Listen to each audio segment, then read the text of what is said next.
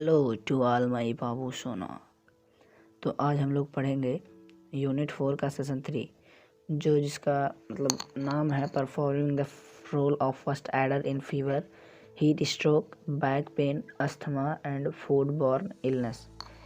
इसमें हम लोग पढ़ेंगे एक फर्स्ट एडर के बारे में जो कि फर्स्ट एड देता है। फर्स्ट एडर उसे कहते हैं जो फर्स्ट एड प्रोवाइड करता है। जैसे किसी भी इमरजेंसी सीन में वो अगर हेल्प किया है तो उसको फर्स्ट एडर कहा जाएगा।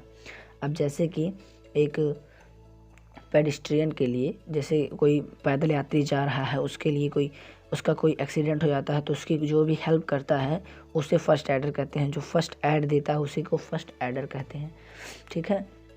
और फर्स्ट एडर को क्या करना चाहिए, क्या उसकी मतलब क्या उसको करना चाहिए, क्या रूल्स होते हैं, वो सब आगे हम लोग पढ़ेंगे। फर्स्ट एडर क्या है कि इमरजेंसी केस में वो शांत रहना चाहिए और ऐसा ना हो कि जो कंडीशन है उसको और बेकार हो, उससे बचाना चाहिए, ठीक है। Keep the unnecessary people away, जो फालतू लोग होते हैं उनको दूर रखना चाहिए। प्रोटेक्ट द कैजुअलिटी, जिसका एक्सीडेंट हुआ, जिसको चोट लगी, उसके जो साथी हैं, उसके जो साथ हैं उसकी भी रक्षा करें। जनरल रूल्स जो हैं वो हम लोग देखते हैं। ये है कि पहले चेक आउट करना है कि पर्सन को क्या हुआ है, क्या दिक्कत है पर्सन को, ठीक है। उसको अच्छी जगह पे ले जाना है, फिर उसको कॉल करना है किसी एम्बुलेंस के पास या कहीं भी कॉल करना है। उसके बाद फिर हेल्प करना है। अगर आपको कुछ उसके मतलब पता है कि कैसे क्या, मान लीजिए ब्लीडिंग हो रही है तो उस पर बैंडेज अप्लाई कर दें। मान लीजिए उसको मतलब कहीं क्रैक है तो खून ना बहने दें, ये सब होता है। और second step, check for head, neck and spinal injury. इसमें क्या होता है, हेड और गर्दन और स्पाइनल मतलब स्पाइनल कॉर्ड जो हमारी रीढ़ की हड्डी, उस पर ध्यान देना चाहिए क्योंकि ये सब चोट बड़ी गंभीर होती हैं, उस पर ध्यान देना चाहिए। डिटरमाइन रिस्पॉन्सिवनेस, ये देखना है कि जो पर्सन है वो बेहोश तो नहीं ना हुआ है। अगर वो बेहोश है, अगर उसको जगाइए, आवाज़ से जगाइए, थोड़ा आराम से हिलाइए। अगर वो नहीं उठता है तो देखिए उसकी ब्रीदिंग चेक करिए। अगर उसकी ब्रीदिंग नहीं चल रही है तो अगर चल रही है तो ठीक है, कोई दिक्कत नहीं है, वो अभी उठ जाएगा। लेकिन अगर उसकी ब्रीदिंग नहीं चल रही है तो उसको सीपीआर देना पड़ेगा। अगर आपको सीपीआर देना आता है तो आप उस समय सीपीआर दे सकते हैं। मतलब जो भी फर्स्ट एड वहाँ फर्स्ट एडर के रूप में वहाँ पे है, वो सीपीआर अगर उसको देने आता है तो वो दे सकता है। और अगर नहीं आता तो कोई नहीं, उसको उसका जो नेक है, गर्दन, उसको पीछे की तरफ घुमा देना है और जो पर्सन है उसको मतलब पीछे लेटा देना है आराम से, ठीक है। और उसका जो चिन है, उसका ठोड़ी जो चेहरे का है, उसको पकड़ के थोड़ा सा उठा देना है। इससे ये होगा कि जो एयरवे है, जो मतलब हवा जहाँ से जाती है वो खुल जाएगी। अगर कोई इसमें बाधा हो गई है, जैसे च्युइंगम कभी कभी चला जाता है या वोमिटिंग से फूड आ जाता है तो सांस नहीं जा पाती है, वो हट जाएगा, ठीक है। देखिए एयरवे, ब्रीदिंग और सर्कुलेशन, ये चेक करना होता है। एयरवे में क्या होता है कि हवा जा रही है कि नहीं, कोई दिक्कत तो नहीं ना है। और ब्रीदिंग में होता है कि अगर मतलब वो ब्रीदिंग कर पा रहा है तो ठीक है, नहीं कर पा रहा है तो उसको ऐसा करिए कि वो ब्रीदिंग ले पाए। और सर्कुलेशन के लिए सीपीआर देना पड़ता है। सीपीआर ऐसा होता है कि पर्सन को सीधा हार्ड सरफेस पे लेटा के और उसको हाथ से उसके चेस्ट पे उसको पुश करना रहता है और पुश करके फिर माउथ में ऑक्सीजन देना रहता है। ये 2-3 बार करना रहता है।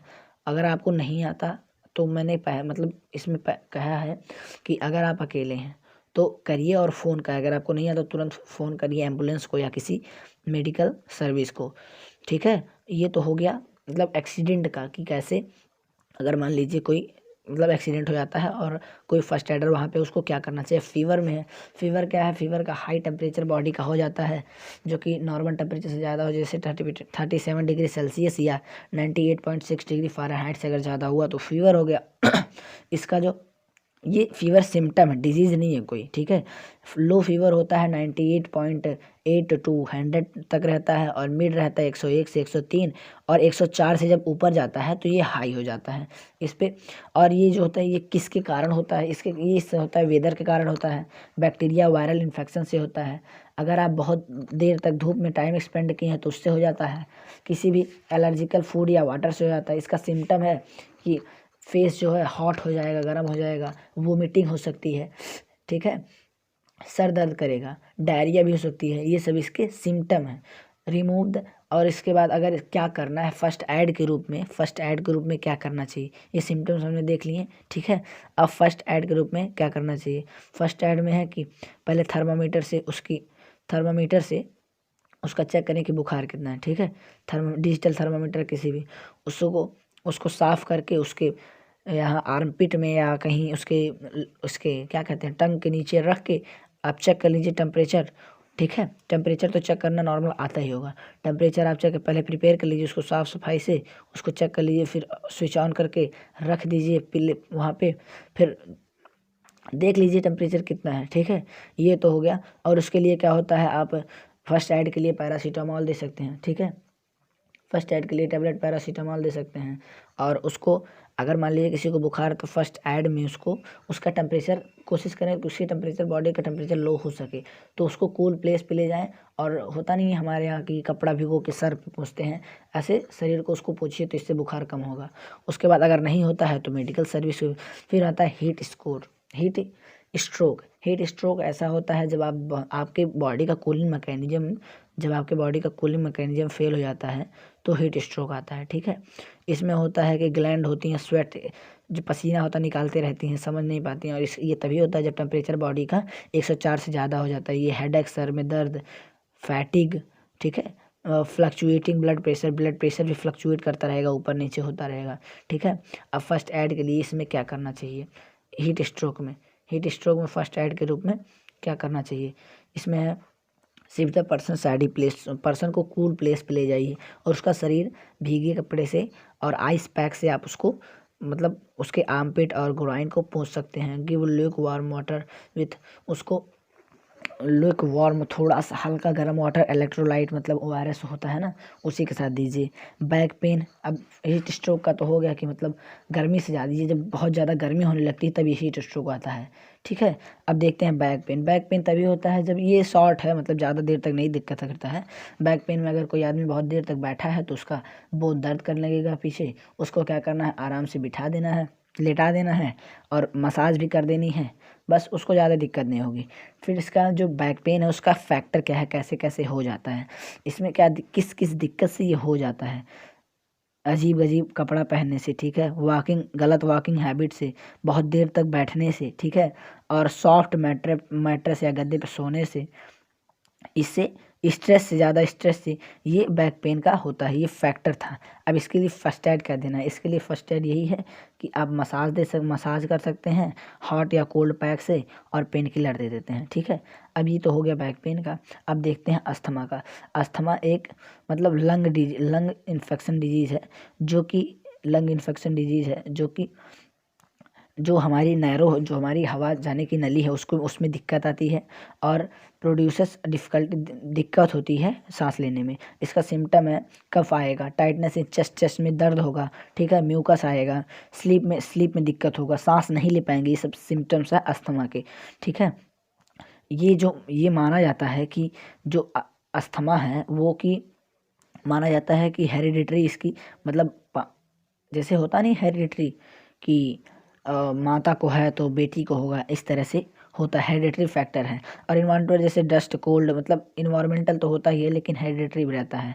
और cold, viruses, cigarette smoking, pollution, change in weather, इससे अस्थमा हो सकता है। इसके लिए फर्स्ट एड क्या होता है, इसके लिए वही देखते हैं ना कि मतलब बूढ़े लोग को ज़्यादा होता है ये, उनको देखते हैं कि वो ऐसे किसी बॉक्स टाइप में लेते हैं, उसको इनहेल करते हैं, इनहेलर जिसको कहते हैं। मीटर डोज इनहेलर पहला है, दूसरा है मीटर डोज इनहेलर विथ स्पैकर, फिर तीसरा है ड्राई पाउडर इनहेलर। ये सब इनहेलर टाइप हैं, ये सब डॉक्टर देते हैं, ठीक है। इसमें ज़्यादा हम लोग को जानने की ज़रूरत नहीं है, ये बस इतना जानिए कि 3 टाइप के इनहेलर होते हैं, इनका नाम याद कर लीजिए, ठीक है। Dry powder inhaler, meter dose inhaler with spacer, meter dose inhaler, ठीक है। उसके बाद अब देखते हैं हम लोग फूड बॉर्न इलनेस, जो कि फूड से पैदा होती हैं डिजीज, वो क्या होती है। फूड बॉर्न इलनेस आकर बाय ईटिंग, जो फूड हम मतलब कोई भी फूड अगर उल्टा सीधा फूड खाता है, ठीक है, गलत सही है, जैसे फास्ट फूड हो गया या मतलब अनहाइजीनिक, जो हाइजीनिक नहीं है उससे दिक्कत होती है। इसके सिम्टम है डायरिया हो जाएगा, ठीक है, पेट में दिक्कत, पेट में दर्द होगा, वोमिटिंग और फीवर होगा, डिहाइड्रेशन हो जाएगा, ठीक है। और उसके बाद चेस्ट में पेन होगा ये सब इसके सिम्टम हैं। फिर इसका फर्स्ट एड जो है सब जानते हैं कि ORS घोल के दे देना है। अगर आपके पास ORS नहीं है तो आप बना भी सकते हैं इसको। कैसे? 1 लीटर पानी में, ठीक है, 1 लीटर पानी में 6 से 7 चम्मच चीनी, ठीक है, 6 से 7 चम्मच चीनी और आधा चम्मच नमक मिला के घोल दीजिए। ये हो जाएगा आपका ORS तैयार, ठीक है। हमने जो सेशन 3 है वो पढ़ लिया है, बाकी एक्सरसाइज आप लोग कर लीजिएगा। हम लोग सेशन 4 अब नेक्स्ट वीडियो में देखेंगे। समझ आया हो तो बहुत अच्छी बात है। चैनल को सब्सक्राइब, वीडियो को लाइक, सब कुछ ये सब जो करना रहता है कर दीजिएगा।